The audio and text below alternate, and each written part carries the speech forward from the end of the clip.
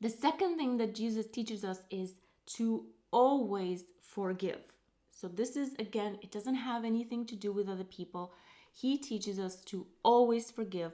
This is Matthew chapter 18, verses 21 to 22. Then Peter came to him and said, Lord, how often shall my brother sin against me and I forgive him? Up to 7 times? Jesus said to him, I do not say to you up to 7 times, but up to 70 times 7. So, this is a metaphor for always, right? We're not going to sit here and count what people have done. And also, we already know that if we confess our sins, then God always forgives us. He doesn't forgive us up to 7 times, and he doesn't forgive us up to 70 times 7, because Jesus did not pay for 70 times 7 of our sins. He paid for all of the sins of humanity.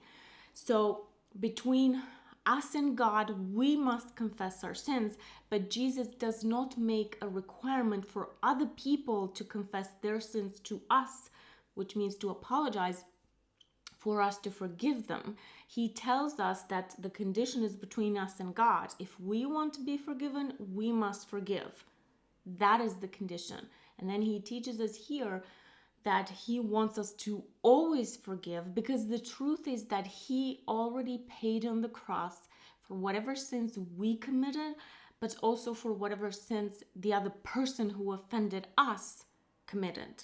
Because we cannot commit a sin against someone else without committing it against God, and the other way around, someone else cannot sin against us without sinning against God as well. So Jesus already paid for this, and God does not ask this other person, whoever offended us, to pay for their sins, and he doesn't ask us to ask them to pay for their sins.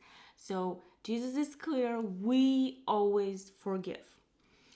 And of course, so this is, we're not talking about crimes here. We're talking about, someone is rude, or someone hurt us, or someone did the wrong thing in some way. So this is not about crimes. That's a whole different thing. We have a system for that. If someone commits a crime, then they must be punished, even though God does not punish us in this lifetime. And, they will have to go to jail or pay a fine. We don't know that. So that's a completely different layer of the offense.